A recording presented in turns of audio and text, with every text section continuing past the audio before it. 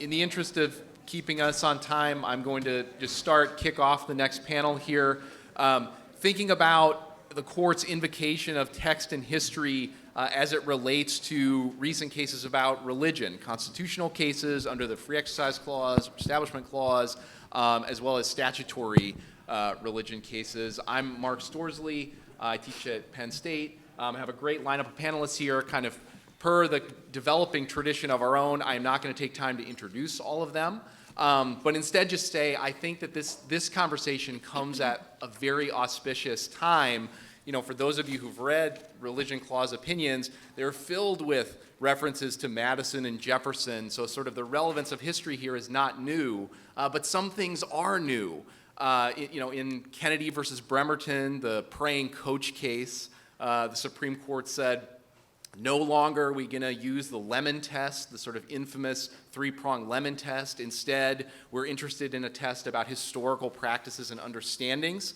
But what does that mean? Especially what does it mean in the context thinking about public schools that didn't really exist at the founding, and certainly praying football coaches, which didn't exist at the founding, as Michael pointed out earlier. So tons of interesting questions there about thinking about the meaning of constitutional provisions. Similarly, I think another theme we've been talking about that I think we'll talk about on the panel today is about doctrinal construction. In another case this past term, Ramirez versus Collier, the Supreme Court held that a death row inmate had a right to have a clergy member pray with him and lay hands on him during his execution. And one of the interesting exchanges in those set of opinions was about the application of strict scrutiny with a concurrence by Justice Kavanaugh saying, gosh, I'm not sure if this really makes sense. Is there a way we could discipline this by making it more historical? And if that might sounds to you like a sort of mini Bruin, well, maybe it is. We'll see. But anyway, we've got a great discussion. It's a great time to be talking about this particular topic on the religion clauses specifically. So without further ado, I'm going to ask my panelists, just sort of ask them one after the other to open the conversation with a few remarks, and then we'll kind of go from there. So Stephanie, please.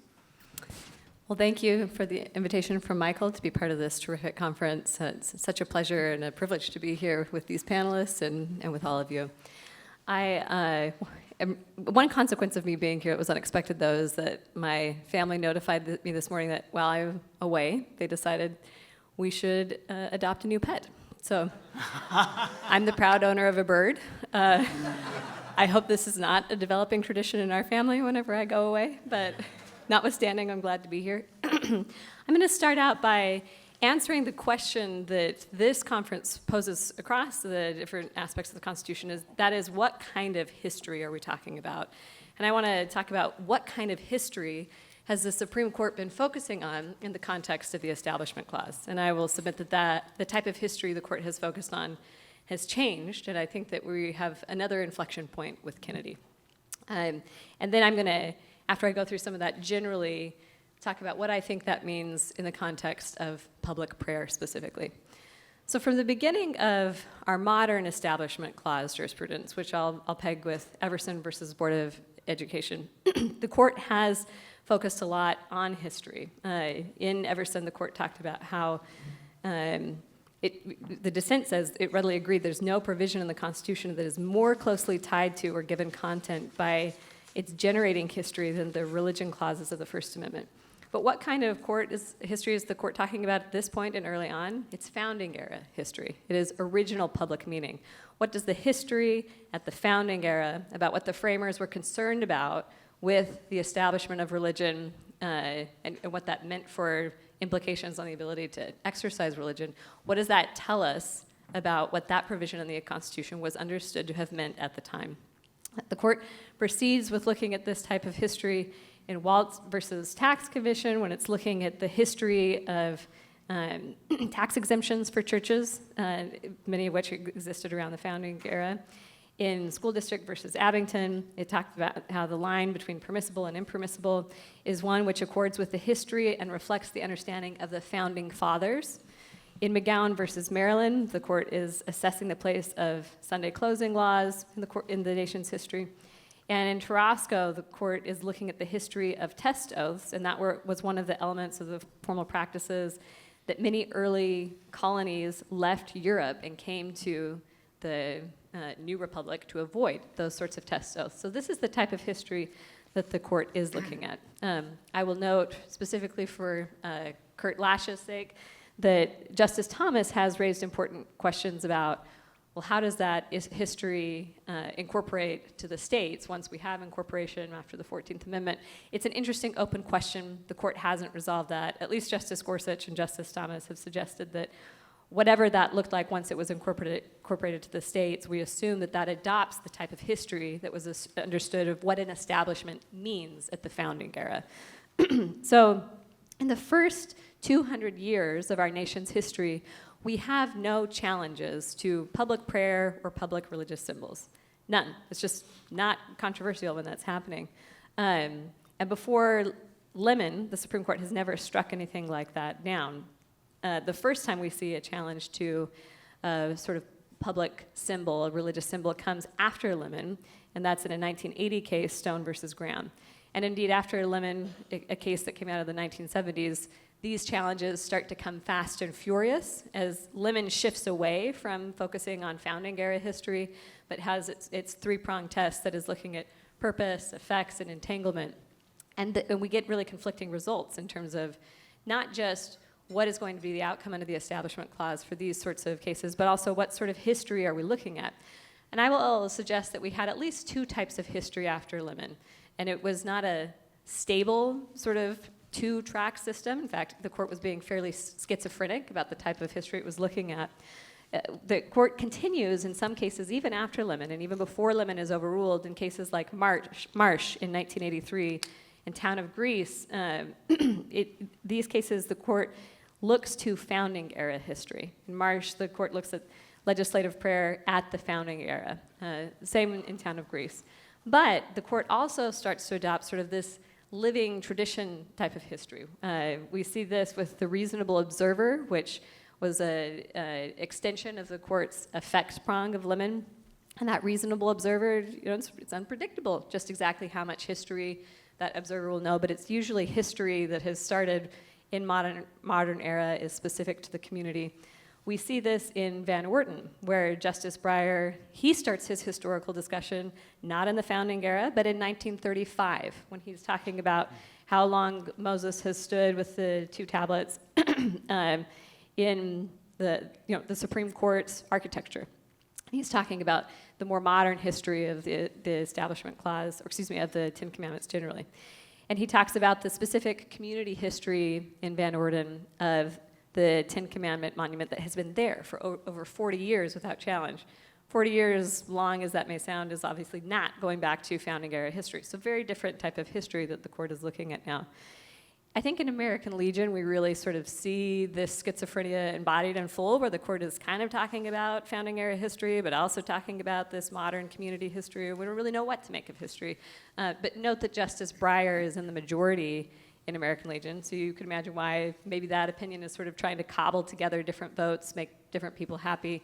American Legion is the case dealing with that large cross. I think with Kennedy, we see a shift away from that. When the court says, we're no longer doing this Lemon thing, I think what they're also saying is, when we say history, what we're talking about is founding era history. And so to respond to a point Michael made yesterday, the court in Kennedy doesn't spend a lot of time talking about the modern history of school prayer. Why? Because that's not the type of history they're talking about. As Mark mentioned, public schools don't even exist at the founding era. They're looking at the history of what was the Establishment Clause understood to mean in that founding era history. So it says specifically, the historically sensitive understanding of the Establishment Clause that they're looking at is, what were the founding fathers, what did they understand?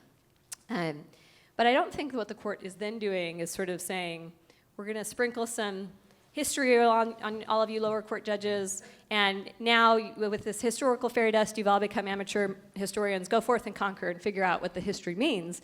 The court provides some guidance as in terms of what the court, I think, is suggesting that the history of the founding era discussion about the Establishment Clause tells us, and how that might translate into doctrine that lower courts should employ. So in Kennedy, the court says that coercion, requiring people to participate in a religious practice that they didn't want to, was among the foremost hallmarks of religious establishments that the framers sought to prohibit when they adopted the First Amendment. This is a quote from Kennedy. So note the among. The Supreme Court is not saying, I don't think, that we have a new abstract, malleable, one test to rule them all, and that is coercion, right? Coercion of the specific type in a specific context, I think the court is saying, that's one hallmark of what constitutes what concerns the framers had at the founding about Establishment Clause. But that's not it. That's not the be-all and end-all. The court in footnote 5, to underscore this point, cites to scholarship by Michael about what hallmarks of the Establishment Clause were understood to look like, how the Establishment Clause had different elements to it that were concerning to the framers. And the court also cites to a concurring opinion by Justice Gorsuch from that same term, where Justice Gorsuch spent some time talking about what these hallmarks of an established religion look like. And what Justice Gorsuch says about that are that beyond a formal declaration that a religious denomination was in fact the established church, it seems the founding era religious establishment bore certain telling traits. First, the government exerted control over doctrines and personnels of the established church. Second, the government mandated attendance in the established church and punished people for failing to participate. This is, I think, where you see things like coercion rooted in this type of thing. Is the government mandating attendance or participation in a religious exercise? Is the government punishing people who don't participate? Third, the government punished dissenting churches and individuals for their religious exercise. Fourth, the government restricted political participants for the established church, often in a way that preferred the established denomination over others. And sixth, the government used the church to perform civil functions in a monopolistic way. So it is only allowing the established church to do certain civil functions, not other groups. These seem to be the types of historical hallmarks of an established religion that the court is concerned about, and suggests that some of the court's case law is already sensitive to these historical hallmarks of an establishment. And what we might see is just different doctrines develop in these different contexts of these types of hallmarks. What does this mean for public prayer? Does it mean that in schools now, if there's an opt-out provision, or if the government isn't requiring students or others to participate in the prayer, that it's fair game? I'm not so sure. Even if some of those policies or practices moving forward wouldn't qualify under the coercion hallmark of an established religion, I think another place we might look is the first hallmark, which is the government exerting control over the doctrine or the liturgy? And I think actually this is what was going on in Engel, a case that some scholars has worried is now by the wayside after Kennedy. Again, I'm not so sure. In Engel, the Supreme Court spends surprisingly little time talking about coercion, not much. And it spends a lot of time talking about what the government had done there was draft a prayer for everyone to participate in and essentially create a liturgy for the public in a way that was problematic under the Establishment Clause. That doesn't mean all public prayer is out. I mean, Marsh versus Chambers, again, is recognizing congressional legislative prayer since the founding era. We know that there was a Thanksgiving Day prayer by President Washington. So certain types of public religious expressions still seem consistent, but I think there's a line that would be crossed if government is creating doctrine and liturgy that it's encouraging the public to participate with. And I'll go ahead and stop there.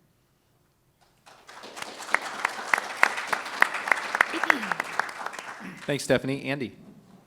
All right.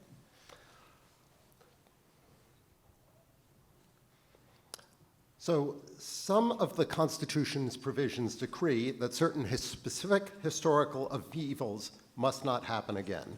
And those provisions generate a unique interpretive problem because the object of interpretation isn't a word or even a phrase, it is a repudiated cluster of practices. Any construction of provisions like that have to offer a description of what was wrong with the original evil so that the interpreter can decide whether the challenged action repeats the wrong. And it's an interpretive problem because that description is going to inevitably be shaped by the values of the interpreter. Every historical event is subject to multiple interpretations depending on which aspects the interpreter deems salient. And one danger, it's happened in the past and it could happen again, is that an interpreter who's untroubled by some aspects of the historical evil might improperly narrow its scope by deeming those aspects outside the prohibition. I'm going to illustrate this by focusing on two provisions of the Constitution, the 13th Amendment's prohibition of slavery and the Establishment Clause. Each of them has been subjected to narrowing constructions which focus on uncontroversial aspects of the historical wrong and then assert without further argument that they exhaust the text coverage. So I'll start with the 13th Amendment, although my ultimate target, given the object of this panel, is the Establishment Clause. The 13th Amendment, it's quite clear what the underlying wrong is. There was a specific historical episode, specific historical evil that we are all familiar with. There we've got different conceptions of what that amounts to in practice. So we can go back to look at some debates right after the amendment was enacted about what the scope of the wrong was. The Civil Rights Act of 1866 declared that everyone in the United States was a citizen. It declared that everybody has a right to make and enforce contracts, sue, be parties, and so forth. And there was a debate in Congress about whether Congress had the authority to enact this law, because there wasn't a 14th Amendment yet. There was only the 13th Amendment. And Senator Lyman Trumbull, who was the principal author of the 13th Amendment, explained that the statute was necessary to get rid of the restrictions that were imposed in consequence of the existence of slavery. With the destruction of slavery, he said, necessarily follows the destruction of the incidents of slavery, and these are burdens that follow from slavery. This was controversial. Some people thought that this was an overextension of the 13th Amendment. One of them was Representative Bingham, who ended up writing the 14th Amendment to try to legitimate what he thought was previously unconstitutional. But there are other people who've read the 13th Amendment more broadly. Justice Harlan, in the civil rights cases and in Plessy versus Ferguson, said that the racial segregation violated the 13th Amendment because the whole practice of slavery rested on the idea that blacks were inferior, and that same practice was present whenever the idea of black inferiority was reflected in either private discrimination, which the Civil Rights Act of 1875 invalidated in the civil rights cases prohibited, or the racial segregation that was mandated in Plessy. And Justice Harlan's view has, in the end, prevailed. In Jones versus Mayer, the court said, when racial discrimination herds men into ghettos and makes their ability to buy property turn on the color of their skin, then it too is a relic of slavery. But there is this counter-narrative. The majority in civil rights cases, and the majority in Plessy said, look, slavery should be understood more narrowly as the compulsion of one person to render service to another person. Private discrimination doesn't do that. Even statutes that mandate it don't do that. And the problem with the reasoning of the majority in those cases is that there's a conclusory character to it. It just says, well, here is the narrow reading without really any account of what the boundaries are. Now, I'll suggest that it's just not possible to deduce any such account. It is a historical event. Historical events are not self-interpreting. The court brought its own interpretation of what's a reasonable way to read the provision. The background assumption in Plessy versus Ferguson, quite plainly, is the court thought, well, since racism is natural, normal, and reasonable, it's can't possibly violate the amendment to enact it into law. We can reasonably respect the comfort of the people. And we don't read it any longer. It seems that Plessy is wrongly decided on that question because we bring different background assumptions. Well, the Establishment Clause also points to specific historical wrong. Stephanie has made my life easier by recounting the account of the historical wrong that Michael developed in his work. And Justice Gorsuch recounts those specific wrongs, those hallmarks of an established religion, and says that's it. Unless you've got one of those hallmarks present, then you don't have an Establishment Clause violation. He does make a claim about that it's in the shirt-left case, which he cites with approval in his majority opinion in Kennedy, that the clause isn't violated when the state singles out and endorses certain religious doctrines. Gorsuch writes, a close look at these hallmarks in our history reveals no one at the time of the founding is recorded as arguing that the use of religious symbols in public contexts was a form of religious establishment. And so he construes the hallmarks narrowly. I can explain in Q&A that he construes them, I think, more narrowly than Michael does in his article. But the consequence is to construe the underlying wrong in quite narrow terms. And so what's the argument for a broader reading? If one of the hallmarks is the power to control articles of faith, well, that is violated when the state asserts that power even in a non-coercive way. And I think Stephanie's right that Gorsuch says that coercion is among the hallmarks of establishment, so we don't know for sure what he thinks about this. But in Kennedy, he certainly points to this and thinks, given that he concludes that there's no coercion in this case, he thinks that he can dispose of the Kennedy case on that basis. The court has made similar tradition-based argument in Marsh versus Chambers. They did this at the time of the founding, therefore that is not within the scope of the prohibition of the Establishment Clause. An alternate account, consistent with the idea that the state's not allowed to establish articles of faith that I've developed in earlier work, is the question of whether the state is intervening in religious controversy is going to depend on what's controversial at the time. In a pervasively Protestant and theistic country, in God we trust on the currency just isn't intervening in a live religious dispute. And when you preserve that, the court has said in some recent religious display cases that older religious displays, the display of the Ten Commandments that have been around for 40 years, the state is not intervening in a live religious dispute, or a cross that has been erected decades earlier. The state is not intervening in a live religious dispute. That is consistent with the idea that the state is not to engage in present interventions in theology. The problem with public prayer, finally get to the topic of this panel, is that, as Christopher Lund has shown in an article, that when there is public prayer, that requires a continuing set of discretionary religious choices. The state has to get to decide who is going to get to pray, from which religious denominations, and then either it is going to have to censor those prayers in order to make sure that they are inoffensive, or it has to allow outright proselytizing and even condemnation of certain religious views. And we've seen both of those things happen in the actual practice of prayer.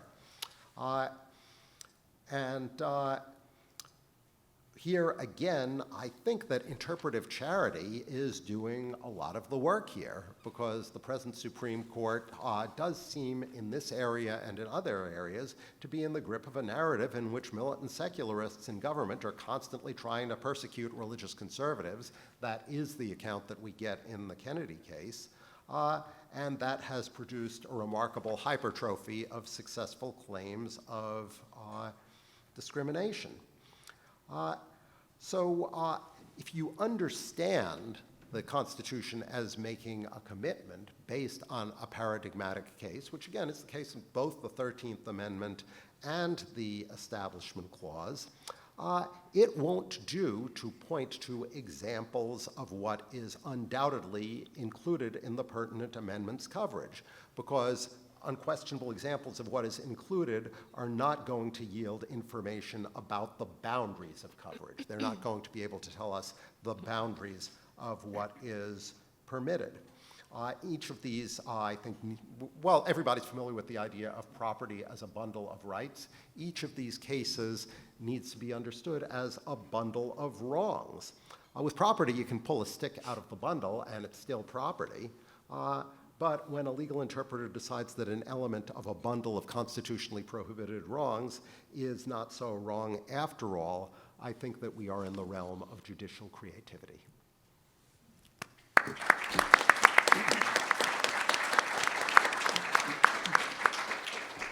Thanks, Andy. Mike Paulson. Well, I'm honored to be here, Michael. It's a terrific conference. It's wonderful to see old friends and new friends. I'm going to back out a step and try to return to first principles. Now, the title I've given my remarks is Reading the Religion Clauses Faithfully. Reading the religion clauses faithfully. And there's something of a double meaning to the use faithfully. First, it means faithful constitutional interpretation, generally giving the religion clauses the reading that best conforms to the evidence of the original meaning of the text as informed by history. That's what I mean by reading them faithfully. And then the second way in which I'm seeking to establish how to read the religion clauses faithfully is I think that if you engage in that enterprise, you will be driven to read the religion clauses from the perspective or through the eyes of religious faith, and that is the way in which understanding the original meaning of the religion clauses is properly accomplished. So my thesis is that the religious freedom provisions of the First Amendment reflect essentially religious premises and backdrop understandings, and that is important to how they're interpreted. And it will end up illuminating specific issues. So in my 10 minutes, we'll see if I stick to that, I'm going to say a little bit about faithful constitutional interpretation generally, a little bit about what that implies for the proper approach to reading the religion clauses, and then a little bit about how that might affect specific questions of doctrinal interpretation. So first, a little bit about constitutional interpretation. On my good days, I purport to be an originalist, a pure originalist, as pure and wooden as they come. My interpretive method is one of ascertaining the original meaning of the text. So the task of constitutional interpretation in a system of written constitutionalism, I submit, is to seek to ascertain and faithfully apply the original, objective, public meaning of the words and phrases and terms of the written text of the Constitution.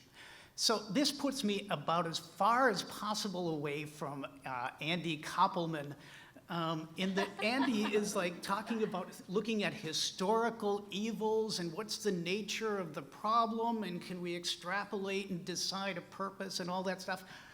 I come at it exactly the opposite way. What is the objective meaning of the words of the text as informed by text? What is the meaning the words and phrases would have had in social and linguistic and legal context to an informed speaker and reader of the English language reading a document of this type in the relevant political community at the time? And so this would you would need to take into account any specialized term of art understandings, and you would also want to take into account, in terms of faithful textual interpretation, any well-accepted background understandings of terms and concepts, social, political, cultural, linguistic, that would have informed the meanings and understanding of the words and the logic of the text at the time it was adopted. This is kind of along the lines that Jonathan was talking about a little bit yesterday. You have to get yourself into the worldview and philosophical premises of the generation that adopted the provision in question. So history matters, but it matters in particular ways. You're not looking for original intent in terms of specific expectations as to how a law would have been applied, but you're looking at for the objective meaning of the words as informed by historical understandings at the time. that may or may not line up with things that they did during the founding generation, because the framing generation, like ours, does not always practice what they preached. And where practice differs from preaching, if you're looking for the original understanding of the meaning of the words, I submit that it's the preaching that counts. That is what you look for. Now, what does all this mean for thinking about the proper understanding of the religion clauses? I think one thing it means is that we read, interpret, and apply the free exercise clause and the establishment clause through the lenses of today's modern social and philosophical premises, which I think would be radical skepticism concerning religion, doubt or outright disbelief in the possibility of such a thing as objective religious truth, and the implicit assumption that religious faith is just another type of personal preference, no different from any other, except for the fact that moderns tend to regard religious faith as a bit delusional. If we read the religion clauses through those modern eyes, I submit we are likely to be reading and applying the free exercise clause anachronistically, outside of its appropriate place and time. We are not reading the text and understanding it in terms of its original content. So in terms of the premises that I believe the founding generation would have had about religion and religious liberty, I think we can say a few things. The founding generation pervasively held a widely shared belief that religious faith could correspond to something that was actually real, that God exists, and that religion is a real thing. There is a God, a creator of all reality. And that if there is a God, the pursuit of religious truth and the faithful exercise of true religious beliefs would have been understood to be the most important thing that there is. I think a further premise of the founding generation in terms of their religious worldview would be that God, if he exists, makes claims on the loyalty and conduct of human beings, and that in principle such claims, where rightly perceived and understood, are prior to and superior in obligation to the claims of any human authority, right? We must obey God rather than men. And I think a further premise of the founding generation was that religious freedom is a natural right, literally a God-given right, not a state-conferred right, right? The state doesn't give religious liberty, but it has an obligation to recognize religious liberty and protect it as a matter of fundamental law. Now, the corollary of that is that the state cannot be trusted to get religion right. And I think that's the animating spirit that leads to the Establishment Clause. The state is not competent to decide matters of religion. Because God's commands, rightly understood, trump the state's, it would make no sense for the state to determine what God's commands or requirements are and whether or not an individual or group has rightly perceived them. So the state may not set itself up at the arbiter of religious truth. It is incompetent to determine what God does or does not require or expect. It follows from this that government may no more prescribe religious exercise, compel its exercise or observance, than it may proscribe its free exercise. Now this, I submit, is the worldview, the set of underlying background premises and assumptions that justify religious liberty and that are embodied and reflected in the First Amendment religion clauses. Now, to some extent, this feels alien, right, to at least some of us. It is a lost perspective that sounds radical in terms of its acceptance of the idea that religious exercise trumps the ordinary commands of society in the event of a conflict, and that government is obliged to recognize that. So let me just sketch out very quickly 5 quick points about what I think this perspective implies for various aspects of religion clause doctrine. First of all, I think it strongly favors the exemptions reading of the Free Exercise Clause, contrary to Employment Division versus Smith. Now, the language of the Free Exercise Clause says that government may make no law prohibiting the free exercise of religion, and a classic question is, what does prohibiting mean? Does government prohibit your free exercise when it passes a neutral law and it happens to interfere with your religious exercise? From government's perspective, it is just passing a neutral law, and your religion is your problem. If you read the Free Exercise Clause as a fundamental natural right from the perspective of the religious adherent, what matters is not what government targets by its objective, but whether it hits you. If it hits your religious exercise, it is, as to you, a law prohibiting the free exercise of religion. If you view the religious clauses through the eyes of religious faith, you strongly come to the view that whether or not a law prohibits religion depends upon its impact on the religious individual's autonomy and free exercise. Similarly, my second point is that this familiar doctrinal question in Free Exercise Clause, what is a burden on free exercise of religion? Sort of the threshold question of when does a government action sufficiently intrude on religious exercise as to count as presenting a Free Exercise Clause problem? I think the answer to this is, again, you look to the religious adherent's sincere understanding of his or her faith and what it requires. Does the government's requirement constitute a burden on the free exercise of the understanding of the religious adherent about the requirements of their faith? So that's a generous understanding in favor of the free exercise perspective of the adherent. The third implication has to do with what is the meaning of religion. And I think that if you adopt the perspective of religious faith, this actually leads to a narrower compass for what the Free Exercise Clause applies to.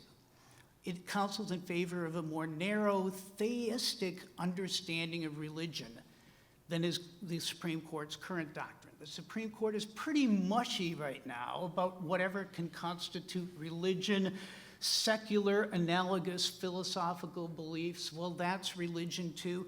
I think that the answer in terms of the worldview of the 18th century is that religion is not just a personal choice or philosophy, and that the two correspond to much different things, that the conflict presented to a religious adherent of having to comply with a law that conflicts with religious beliefs is fundamentally different from that of an ordinary citizen who just doesn't like the law and has sort of a personal or philosophical objection to it.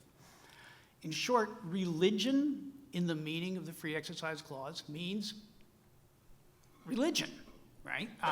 Sort of a narrow theistic understanding. So the Free Exercise Clause, if you adopt this perspective, applies to a smaller category of things, but protects it a lot more strongly. Quickly, the fourth point is we'll talk some more about compelling state interests. It's a familiar doctrine that we've encountered in numerous contexts already in the panels. Are there implied exceptions or overrides to what appears to be the meaning of the state, of a right, based upon some sort of sense of necessity or the extreme importance of government's interests? If you adopt the perspective of the religion clauses as designed to protect the fundamental right of religious faith, you will adopt an extremely narrow understanding of what state interests properly can override religious faith, because in principle, God's will prevails over the state's will. I'm just going to leave it at that because I'm sure we'll talk more about implied exceptions. Finally, just a quick word about the Establishment Clause.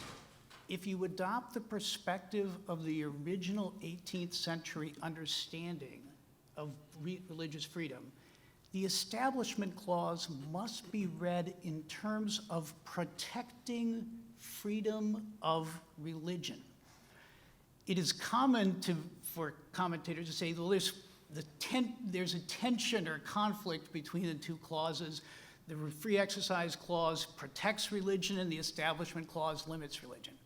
I think that's fundamentally wrong. The Establishment Clause protects religious liberty in a distinct way. It protects the freedom not to exercise religion, except in any manner of your own choosing, that it is about coercion. Now, how has the Supreme Court been doing on all this? I will leave that to the question and answer period.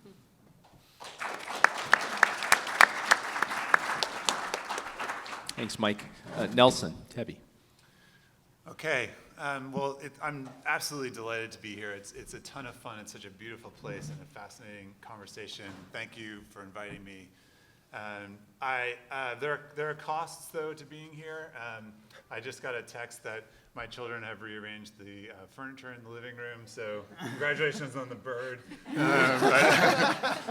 No pets so far, but so this panel is asking how the Roberts Court's history and traditions approach to constitutional interpretation is working in the context of religion law.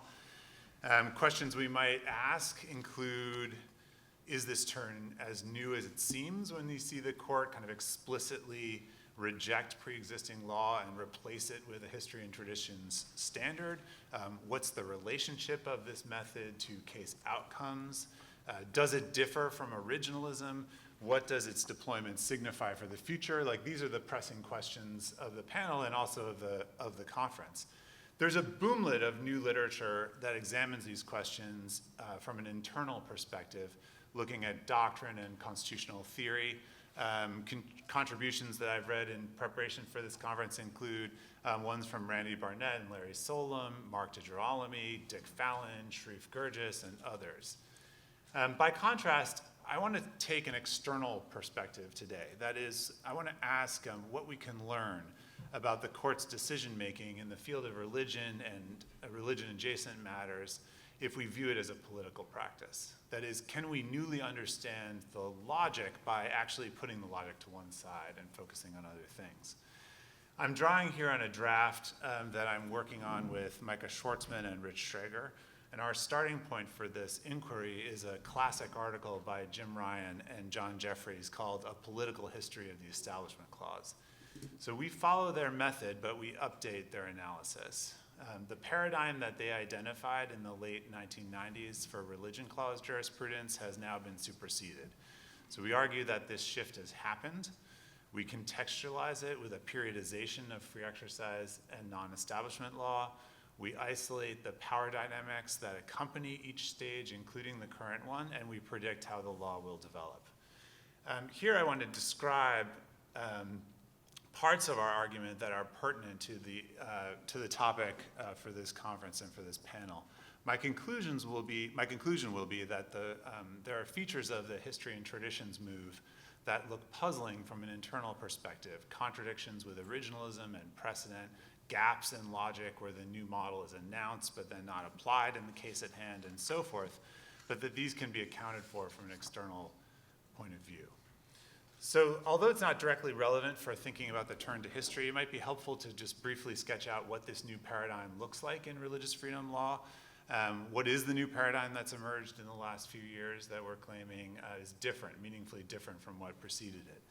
Under the last model, the Rehnquist court drew back on both free exercise and non-establishment, allowing policymakers significant leeway in between the clauses to enforce either value beyond what was required by the Constitution. This was the setup that was identified in its nascent stage by Ryan and Jeffries when they wrote their piece in the late 1990s. Today's paradigm, by contrast, combines free exercise and non-establishment doctrines to strengthen religious interests. In the funding area, over time, there have been shifts from a constitutional scheme that first disallowed government funding of core religious practices to some degree, then to one that permitted such support during the last paradigm, and now to an arrangement that requires government funding of religious activities and organizations alongside non-religious ones. This is a function of a combination of free exercise and non-establishment doctrines that together structure the arrangement. On the one hand, the Lemon Test has been abandoned, opening the door to even direct government subsidies for core religious practices such as prayer, worship, and theological instruction. On the other hand, free exercise has been construed in such a way that separationist policies by governments are now understood as unconstitutional discrimination against religion. So that's on the funding side. Turning to exemptions, whereas religion is required to be treated even-handedly in the funding area, it enjoys special exemptions from regulation on the free exercise side, generating a structural asymmetry. I'm going to skip over the doctrinal mechanisms that allow this even without overruling Employment Division against Smith, but we can talk about them in the Q&A if you want. So that's like a very brief sketch of what the new paradigm looks like. Now, what accounts for this shift? If we're taking an external perspective on these developments, we identify 4 forces that accompany the new paradigm in religion law. The first is political polarization. So to a degree that was unknown to Ryan and Jeffries when they wrote their piece, American politics has become bifurcated, and that has direct implications for this area of law. In the area of religion law, the mobilization of the LGBTQ rights movement beginning in the middle of the 1990s played an important role. The political consensus that supported the Religious Freedom Restoration Act broke down, and the political valence of Employment Division against Smith was steadily inverted. Race also plays an important role here, as it has from the very beginning of religion clause politics in the middle of the 20th century, but I'm going to skip over that and many other dynamics here just in the interest of time. The second factor is alignment of religious polarity with political polarity. This is a new development that is very significant and worth paying attention to. So a clear demographic development is the rise of the nuns, not religious nuns, but N-O-N-E-S. These are Americans who answer none when asked for their religious affiliation.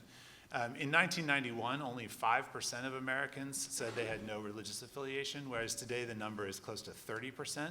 When you combine that with the religiously hybrid or unorthodox, the number climbs to nearly 50%. This is a sea change in American demography.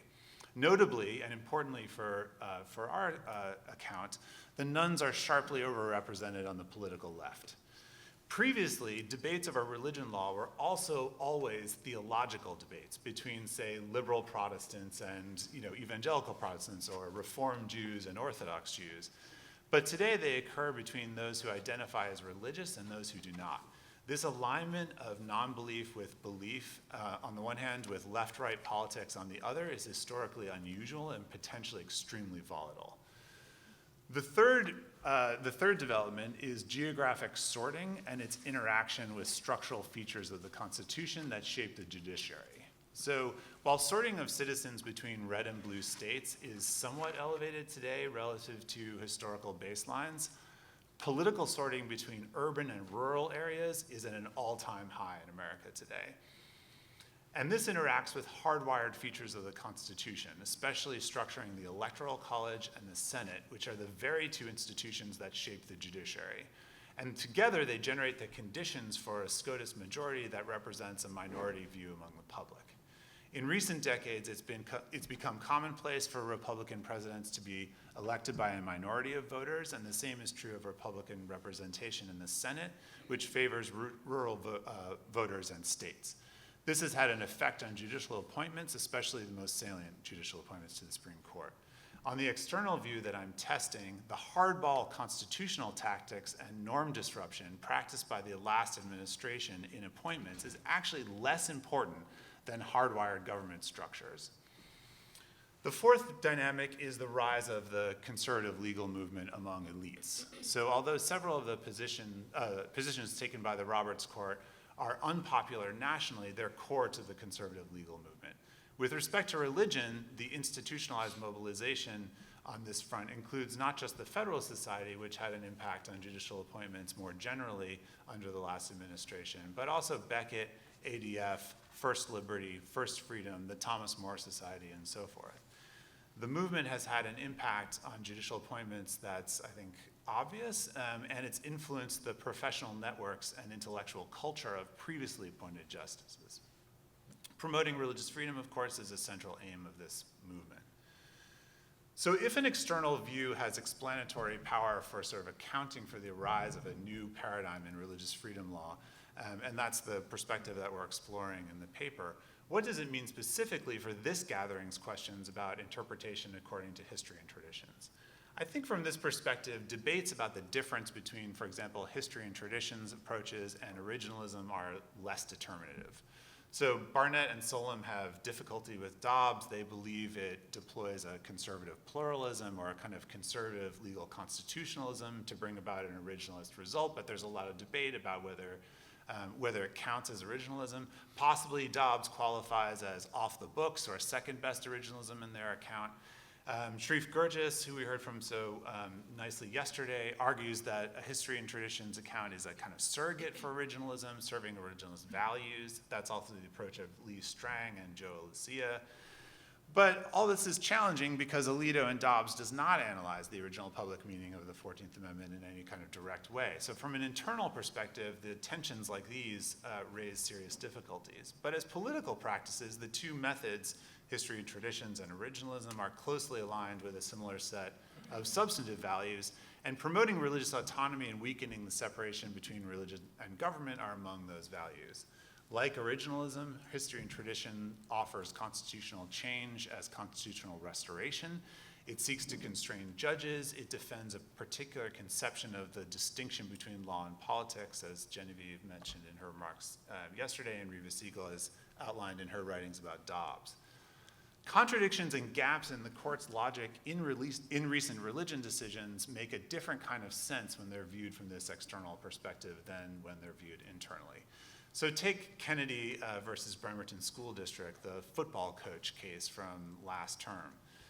History and traditions is announced there as taking the place of the Lemon Test, which had previously governed Establishment Clause doctrine. So that's a big move that drew a lot of people's attention. Yet, puzzlingly, history does virtually no work in the argument of Kennedy against Bremerton School District, and that's like a little bit hard to account for from an internal perspective. Gorsuch, for the majority, does not ask whether there's a longstanding custom of openly visible prayer by public school employees or public employees more generally who are on duty.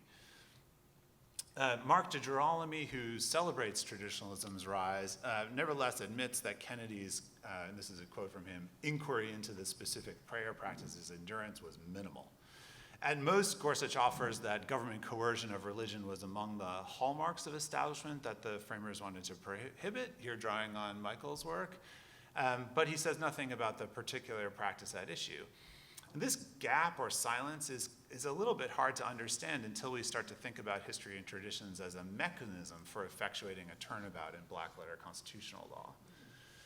In Dobbs, many commentators again have pointed out that the opinion does not consistently practice original public meaning originalism, nor is traditionalism itself rigorously applied. Instead, the court purports to be applying the Glucksberg test for substantive due process, but that sets up enormous tension with the doctrine in cases like Obergefell and a line of cases that are associated with it. Deploying a mishmash of constitutional methods, Alito's opinion in Dobbs makes sense as an expression of the forces that I've enumerated here, but it's very hard to account for on its own terms. So in conclusion, we can think about the operation of history and traditions, constitutional interpretation in religion cases in two ways. On the one hand, we can approach the court's historical method on its own terms, but that immediately presents a set of difficulties which we can try to overcome by constructing theories of constitutional interpretation or new doctrines. And that way of working is important and valuable and, frankly, traditionally what I've done in my own scholarship.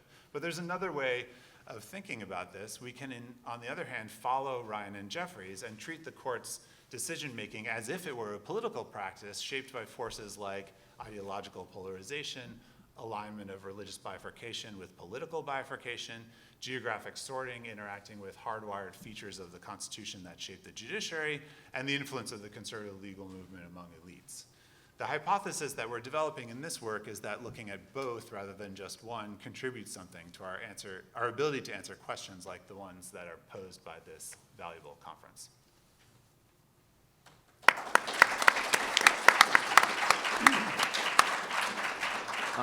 Thank you also. I'd like to just open it up to the panelists to talk to each other, and just let me make two comments that could maybe just sort of set the table for anything that you'd like to say. I mean, on Stephanie and Andy, one thing I noticed is you both seem to have a view that, the Establishment Clause is about a cluster of historical practices. Stephanie used the language of hallmarks. I think Andy used the language, cluster or a bundle of wrongs.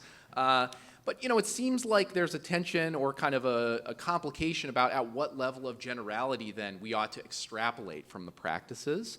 And I wondered, if you guys have thoughts about that. I mean, famously in Lemon, Justice Berger said, well, the language of the Establishment Clause also has the word respecting an establishment of religion. So maybe that means a kind of broader extrapolation.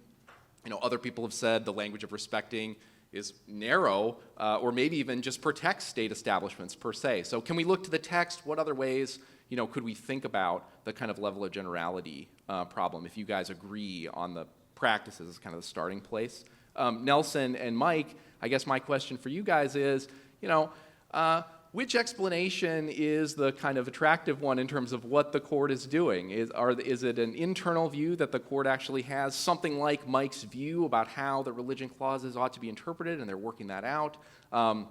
Is it epiphenomenal, actually, that sort of the motivator is some things that Nelson said? But maybe if we stipulate, that something like Mike's view, or just sort of say, well, if that's how you want to view it, strengthening religious interests, that sort of what Nelson described the court's doing, that sounds like sort of similar to, I think, the philosophy anyway that Mike was describing. So anyway, just some thoughts, but happy to hear and would love to hear from you guys about things you disagree with, agree with each other. I think it's a really interesting question because I was noting some similarities too, Andy, between what you and I are saying about sort of the bundle of what was going on with the Establishment Clause. And I have to say I agree with Michael's point that we're really looking at what did this phrase establishment, the establishment of religion, what did that mean? What was it objectively understood to mean? And what can the history tell us about that? And I think that is what the court is trying to figure out when it's talking about these different hallmarks. I just think that the court is probably analyzing that history at a lower level of abstraction than Andy is talking about. They're not trying to find a grand purpose of what might have been animating the Establishment Clause. They're trying to figure out when people heard this term, when they thought about the established church or an establishment of religion, different iterations of this phrase, what did they understand that to mean? What did they understand that relationship with government and church looked like, particularly in problematic ways that they were trying to avoid and ensure that the federal government wasn't replicating when they put that clause in the Constitution? And one thing that I think is relevant to this, to Nelson's point, nowhere in Kennedy does the court use the phrase history and tradition. That does show up in some of these cases. In Kennedy, the court is talking about history, and it says, the line that courts and government must draw between permissible and impermissible accords with the history and faithfully reflects the understanding of the Founding Fathers.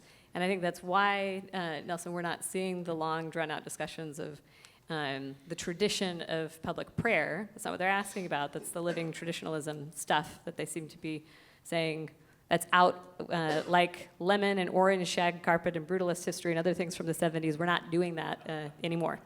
So one of the things that they do focus on, it's not as though they're devoid of historical discussion. The only hallmark that the school had raised any argument about at all was coercion. So the court said, well, what does this mean? We have this long tradition of saying the Establishment Clause was understood as preventing government from making religious observance compulsory. Government may not coerce anyone to attend church. It may not force people to engage in religious exercise. That's what the history shows. That's what the legal test with respect to this hallmark is.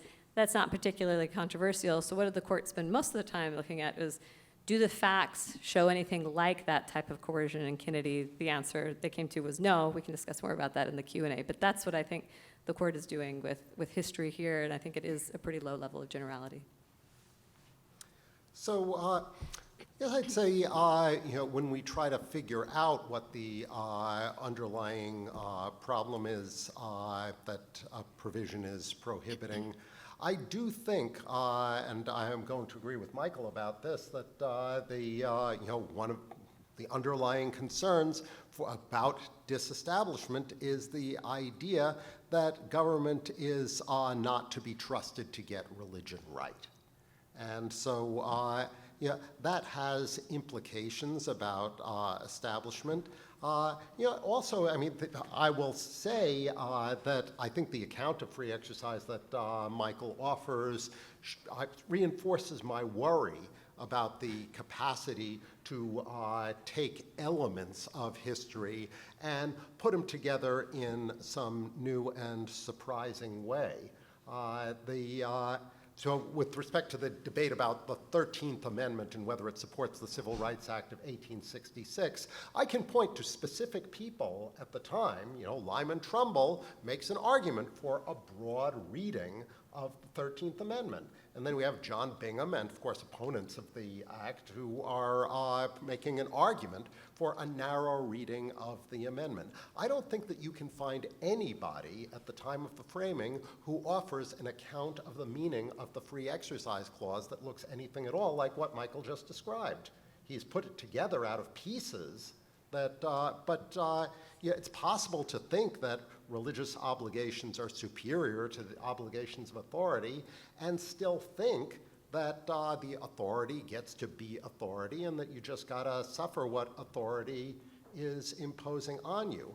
I'll end with an example of somebody who I'm pretty sure is not a modern secularist, and that's Pope Innocent III, whose term ended in 1216. He said that you've got an obligation to follow your conscience and do what your conscience requires. One ought to endure excommunication rather than sin. No one ought to act against his own conscience, and he ought to follow his conscience rather than the judgment of the church when he is certain. Now, what Pope Innocent is thinking here is that you're going to have this difference between what conscience commands and what me, Pope Innocent, says. And under those circumstances, I'm going to excommunicate you. I'm going to do it. But you've got to endure it. That's your obligation. And this is not based on secularism. It's not based on it. He just thinks, and you will find that similar view of authority in some people in the framing period, or people who are widely read in the framing period, notably Locke's letter on toleration. Well, let me just say a few words about establishment, about the word respecting an establishment of religion, and then whether the court is at all doing anything like what I've been proposing. I think the Establishment Clause is a perfect example of a term of art that had a specific meaning in 18th century discourse, and it largely corresponds to what Michael said, and I think that basically is some form of coercion. Now, the limiting or difficult situation of that is where the government engages in religious expression and use of symbols that advance a particular faith view, but is not coercive. Sometimes when I teach Establishment Clause and this idea of non-coercion, I pose to my students the hypothetical. Suppose the state of Minnesota established Lutheranism as the official religion of Minnesota, but didn't make anybody obey Lutheranism, didn't have to go to church, didn't have to be married in the Lutheran church. They make Lutheranism the official religion, just as I think the blueberry muffin is the official state muffin. Does that violate the Establishment Clause? And I think if you have a strong view of coercion, it actually does not, so that a literal government endorsement of a particular position is not an establishment of religion if it doesn't come with coercion. If speech is not generally regarded as coercive, government could actually engage in religious speech. Now, this is a disturbing implication, but as a friend of mine once taught me, the secret of being a good extremist is to never blink. You just keep going down that slippery slope and follow the principle where it leads you. I think no law respecting an establishment of religion is even more clear, is that the use of the word, or the phrase, no law respecting an establishment of religion was to mean that government had neither the power to establish religion nor to disestablish state churches. It had a federalism component at the time that is now lost in terms of its practical application. The Supreme Court is not adopting Paulson's theory of free exercise or establishment. I've long ago given up any hope that the Supreme Court actually adopts any of my theories of constitutional interpretation. But it might be that some of them are doing sub silentio, essentially the same thing, but they're doing it through doctrines, doctrinal changes. I actually think as a descriptive matter, I find Nelson's description of the reality of what is happening on the Supreme Court more accurate than the idea that they would be somehow applying my theories. Well, just very briefly, Mark, to your question, I mean, I think the answer is both and, right? There's sort of there are developments that are happening at the level of, you know, internal ideology and ideation ideas, and then there are developments that can be accounted for better by looking at external factors. One question you might ask, like after looking across the panels of this conference, is, you know, why do you see sort of history and traditions approaches sort of very salient on some of these panels and less salient in others, right? Like what accounts for that difference? If the Supreme Court were being, you know, perfectly consistent from an internal perspective, you'd expect it to say, like, we have a new theory of constitutional interpretation, and we're going to apply it across all areas of law, right? But you don't see that really. Genevieve, you know, was totally right to say that the court has always used history in free speech law, but it's using it a lot less than it is in other kinds of areas, and it's not announcing a new kind of approach the way it is in this area. So why is that? Well, it's hard to sort of explain from an internal perspective. But from an external perspective, you know, maybe the justices are quite happy with the state of free speech law at the moment, right? They don't need to announce a new sort of devotion to the past as a way of kind of radically changing our doctrine. But in this area, they do, right? I mean, they want to sort of really unsettle the Lemon test, which is, you know, continued to be applied by lower courts even right up till today, even though the Supreme Court has sort of said bad things about it in the past. So now they're like, look, we're really done with this. What we're going to replace it with is history and traditions, right? So that's an external kind of account, right? It's not an internal account, but it might be persuasive if we're going to learn something from the conference kind of that cuts across doctrinal areas. Okay, great, thanks. Let's open it up for questions.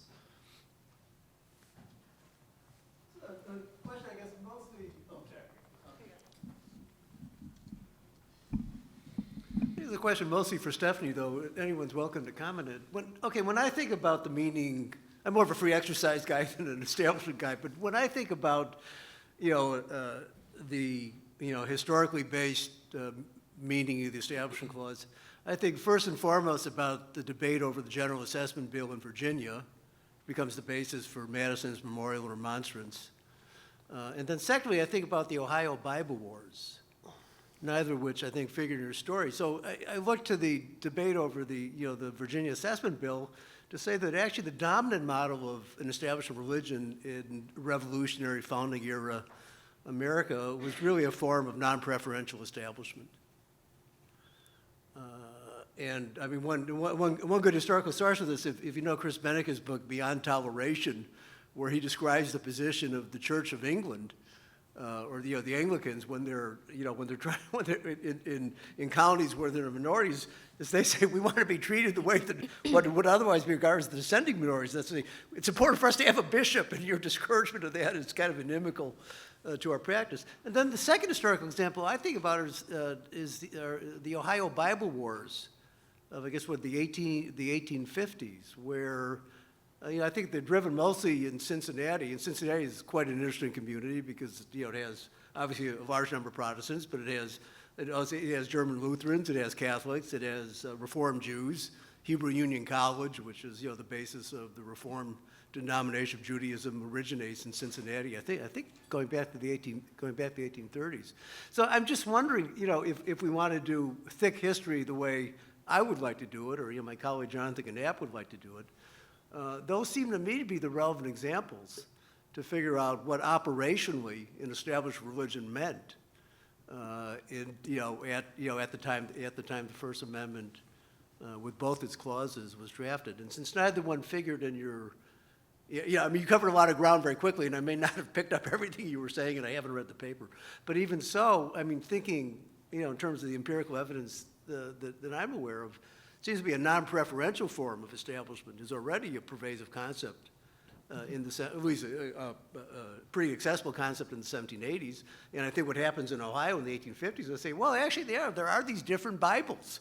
And Protestant Catholics don't. Do we use the King James version, or do we use? I could never pronounce the name of the French town where the Catholic English, the translation of the Bible into, for the Church of Rome, Douai or D-O-U-A-I. It's one of those combinations of French vowels that are, incomprehensible to most Americans. Yeah, that's a great question. Let me first agree with you that I think non-preferentialism, particularly with some sort of support that government is showing to an established church or one denomination over another's, I think is very relevant to the Establishment Clause. And I'll talk about that a little bit more in just a second. I also think that you're right, memorial and remonstrance is an important historical example that is relevant to more than one historical hallmark, and I'll talk about that a little bit more too. The Ohio Bible Wars in the 1850s, I just think, is probably less relevant to the question the court is asking now, I think, which is how did the framers understand the words of the Establishment Clause? How did they understand establishment of religion when they were drafting the Bill of Rights in the 1700s? It's just further out, and so less relevant to that historical question. I'm not saying irrelevant altogether, but I think the relevance diminishes markedly from what's going on with memorial and remonstrance, for example.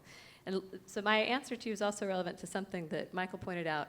I don't think that coercion is all that's going on with these hallmarks. In fact, I think if you look at the hallmark that the court talks about, the fifth hallmark, government providing support in a preferential way to one denomination over another, there's nothing necessarily coercive about that. And Justice Gorsuch also prefaces all of these hallmarks by suggesting that it would be problematic if the government just declared that one religious denomination was the established church. I mean, that's basically like the most direct way you can have an established church, and there's nothing particularly coercive about that either. So I think there's a reason that the court is saying coercion is among the hallmarks, but coercion is not the universe. It's part of it, it's not all of it, and I agree with you about that. What memorial and remonstrance teaches us, I think, it's relevant to at least two hallmarks. One is preferential treatment, because there was preferential treatment in terms of how churches were being treated, and some denominations were given an exemption altogether. But as my colleague Mark has written about in a terrific paper I recommend, it's also relevant to the idea of a coerced religious exercise. What's that exercise? A tithe, because the type of money that's being used there, it's earmarked for churches, so it's not as though it's money that goes into a general fund and then is spent on general groups. You know that your money is going to this church in a way that you're basically being forced to pay your tithe. And so that's one of the reasons that I think that historical example is particularly relevant. Just add something specifically about the blueberry muffin theory of establishment. That there actually is a specific, and we want to know at the time of the framing, how was this term of art, established religion, used? One of the examples that Michael McConnell offers of the government control of religious doctrine is the South Carolina Constitution of 1778, which allows only churches that conform to certain articles of faith to be, I'm quoting, incorporated and esteemed as a church of the established religion of this state. And it also provides, no person shall by law be obliged to pay toward the maintenance and support of a religious worship that he does not freely join in or has not voluntarily engaged to support. So in South Carolina, there is an established church, state-specified articles of faith, no financial support, no coercion. Now, McConnell includes those in his list of examples of establishment. Perhaps he's misled by the fact that the authors in South Carolina incautiously used the phrase, the established religion of this state. I think that calls for Michael's response. And Michael's our honorary member I of the would say panel. I owe this example. I take this example from Michael's article, so I'm just channeling Michael here. I don't have McConnell. a response since that's basically what I think. I wanted to see if I could get Andy and Mike to engage on the following proposition, that there is a difference between Minnesota declaring something, the blueberry muffin, the state muffin, and the federal government, it doesn't matter what level of government, but another actual example is Congress declaring National Pickle Week.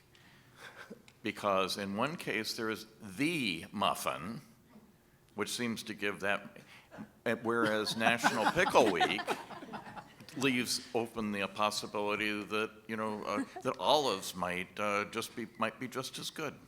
And I think my thought is that most religious symbols are actually more like National Pickle Week than they are like the state muffin. Discuss. I suppose that one place where one can see the difference is, one of the consequences of the Kennedy decision is that one house of the Texas legislature has now decided, well, after Kennedy, it's clear now it's okay to post 10 commandments in the classrooms of every classroom in the public schools in the state of Texas. Now that is singling out a particular religious view and saying that's the one, that is the state muffin. It's not just National Pickle Week. That seems to meet across the line. 2 quick points. Preferential incorporation of a specific religious faith is coercive in that it is discriminatory and favors in the provision of benefit, one concrete denomination over another. So I don't think that's quite the pure muffin that nobody has to buy situation. The posting of the 10 Commandments is an interesting situation. I think highlights a general problem that's related to the Kennedy case, and that's the problem of government schools, right? When does government school and instruction and speech and expression constitute coercion? And I think that's a problem that cuts across a wide variety of areas. I'm not sure how to resolve that. As I was reading the Kennedy versus Bremerton opinion, and this is something that Stephanie pointed out, they frame the facts as all this guy did was go pray on his own on the 50-yard line. And he's punished for that. It's just his pure private religious expression. He did not lead locker room prayer. He did not prescribe in any way or induce people to join him. And what I was writing in the margins was, what if he did? That's the problem. Where does government involvement in education per se establish coercion? I think that's a problem the court will have to address and wrestle with over the upcoming years. Thanks to all the panelists. It was excellent. I guess my question specifically for Michael, but I think it speaks to what a lot of people spoke to. So you began, Michael, in laying out your methodological commitments to say you're as far from Andy as imaginable. And by the end, I thought you were saying a lot of the things he was trying to say, actually, which the upshot of which is an invitation to a further question, because you were talking about, you started with text and original public meaning, and then pointed to the importance of getting at certain background principles that animate the text that are necessary to faithfully read it, with your double meaning in this case being understanding the religiosity of 18th century America. And then I think what it began to illustrate, not only about how Andy was trying to point to the connection between salient lived experience, background principles, and text, but how you can attend to different kinds of salient features of the religious landscape and potentially reach different conclusions. So you were emphasizing a whole bunch of stuff, which I took to be exactly true of the 18th century landscape, but one could also point to that 18th century America was the most religiously diverse place the world had ever seen by far. So you have to sort of make sense of a religious landscape where there are orders of magnitudes more denominations than elsewhere. Is it salient that it's disproportionately Protestant, and that might carry with it a particular understanding of interiority or conscience that is very different than what you might find in a setting that has more Catholics? Is that more or less salient? Or if you don't know how to sort of choose between these salient features, you try to figure out a kind of key ethos, and that could either be descriptively or aspirationally. And here I'm appropriately flanked by Michael McConnell and Jack Rakoff, who have written the best accounts on sort of both sides of that question as I've long understood it and taught it, which can reduce sort of in a vulgar way to were Madison and Jefferson the essence of free exercise at the founding? Should they be seen as sort of central or not, which I think interestingly parallels some of the difficulties with the 13th and 14th Amendment, where the radical Republicans sort of capturing the ethos, or as sort of Kurt and others have mentioned, emphasized at great length, you really have to make sense of what the moderate Republicans thought to understand what actually was ratified. So how do you, if you sort of take what you started with and focus on different salient features, does that not end up with some of the issues that Andy proposed about you have to then come up with an understanding of where the outer limits of the broad or narrow reading is? Well, that is a great and hugely complex question. I'm inclined to just defer to what Will Bode said yesterday, is that the history that historians do is much more complex than the history that is done for purposes of ascertaining legal meaning. We try to produce fake answers to hard questions. I think history is very unruly that way. Maybe I'm not 180 degrees off from Andy Koppelman, but probably a good 90 degrees. We're sideways to each other in this way. He looks for historical problems and reads the text as addressed to the solution of that, and that is the meaning he gives to the text.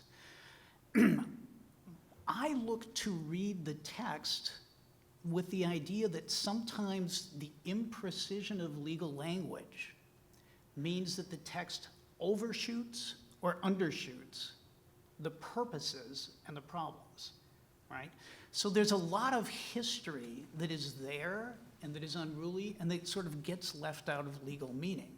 There's a reason that the debate over a text culminates in a specific set of words, and the meaning of words might not correspond to specific, to all situations of history. But I think that's a great question. So I wanted to ask about the free exercise clause, and especially Mike's vision of the free exercise clause. So the Supreme Court has on various occasions said, look, we're going to resist the call to implement various substantive due process rules because these are things that just are hard, normative, empirical questions that are left to the political process. Economic liberty of contract, minimum wage laws and such. Eventually the court came to the conclusion. Assisted suicide is the classic example in Glucksberg, and of course most recently Dobbs. So it seems to me that your vision of the free exercise clause would put the court back in that very position, only applying a test that is so much more differential to the rights claim, sort of a super duper strict scrutiny. So if you imagine somebody who says, my reading of the parable of the Good Samaritan is that when somebody I'm close to is dying and asks for my help, I have an obligation from God. I mean, there's a reason why the parable of the Good Samaritan is there, and it's true, it's not offering someone cure, but this is the best that we can do given that he's dying, is let him die with dignity. Or, as some people are already claiming, their understanding of God's will is that in certain situations an abortion is actually not just permissible, but religiously mandatory. That if you think that the woman's psychological health is going to be damaged by having to bear the child, the right thing to do, the thing that God wants her to do, is to get an abortion. And likewise, in the economic liberty context, imagine someone says, I read the Good Samaritan parable to say I need to hire people who need a job, but I can't afford to hire them at the minimum wage, at $15 an hour in this jurisdiction. But, if I don't hire them at all, then in that case, I get very excited. And in that case, this is just, I'm not doing my duty. So I need to hire them at $8 an hour. Now, it sounds to me like you're saying in every one of these cases, so long as there's a sincere belief, and some people in the 330 million Americans will probably have such a sincere belief, there either has to be just sort of a very strong presumption, or there would have to be a very strong presumption of religious exemption, but of course the court has to decide, well, how important are minimum wage laws? How bad is assisted suicide? What about abortion? Is a fetus really a human, or is abortion murder or not? Exactly the things that the court thought it was not having to do, now it's going to have to do again under this very demanding standard. So I'm curious, how do you think that'll play out, and is there really a historical foundation for that? We're out of time. Actually, Eugene, I remember I presented some version of these views at a conference about 10 years ago, and you were the designated commenter. And he said, what Paulson is proposing is a super duper substantive due process, knowing that that would cut me to the quick, because I think substantive due process is the most awful doctrine. But then I thought about it, and it's like, what if the due process clause really did provide for a substantive freedom of economic liberty, right? As much as, okay, the text doesn't say that, but if it did, I think it would be the obligation of the judiciary to enforce it. There is a substantive freedom of economic liberty that might invalidate a lot of what government passes laws. There really is a Lochner clause in the Constitution if that were the view. I think there really is a free exercise of religion clause that trumps government's ordinary obligations. The escape hatch, which we haven't talked about much at all, is what constitutes a compelling state interest. And I would think that differential wage and labor laws would probably not constitute it. So I think, is that Tony and Susan Alamo Foundation is probably wrongly decided. I think that United States versus Lee, the idea of the Social Security tax, we can't possibly exempt religious observers from that. Rejecting the religious claim is probably wrongly decided. I think that Prince versus Massachusetts, upholding a law forbidding child labor, even though it was a matter of exercise of religion, is probably wrong decided. I would find a lot fewer compelling governmental interests that would override religious liberty. I don't think I would find a compelling governmental interest in trumping assisted suicide as a matter of faith, okay?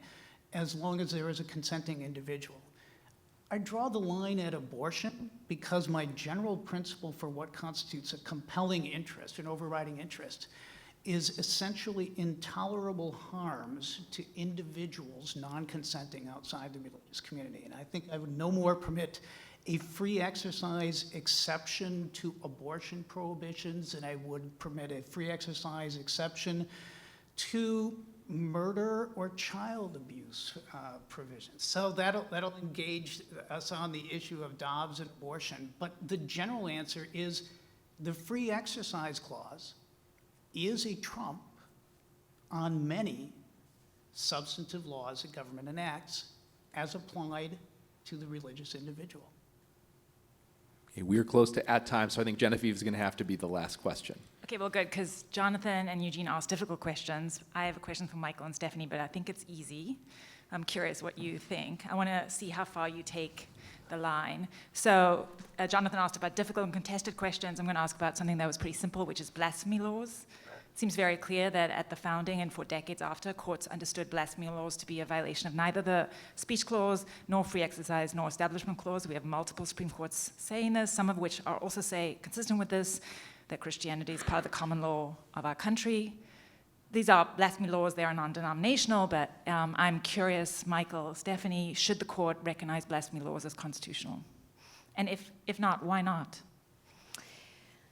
So remember that what states are doing is not necessarily evidence of what the Establishment Clause was understood to mean, because we know that states have established state religions, because the Establishment Clause, as Michael points out, has a federalism provision. So the substance of what that prohibition on the Establishment Clause means until incorporation is a limitation on federal government. And we don't see federal blasphemy laws. And so I do think that there is good argument that something like a blasphemy law would run afoul of the Establishment Clause, which has now been incorporated to apply broadly to government action. That would be my simple answer to that question.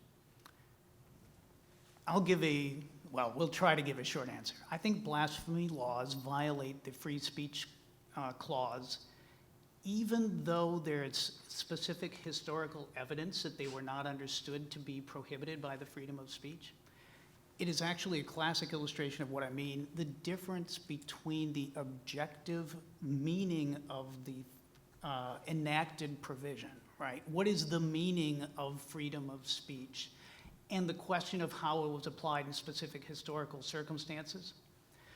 Meaning differs from intent, purpose, or practice. And I think that the objective meaning of the First Amendment freedom of speech forbids government from enacting and enforcing a blasphemy law. I think that falls within the core of the freedom of speech, even if the founding generation did not recognize it as such. They did not always practice what they preached. When there's a conflict between the practice and the preaching, go with the preaching. When it's time for lunch, do lunch. Okay, thank you, everybody, very much.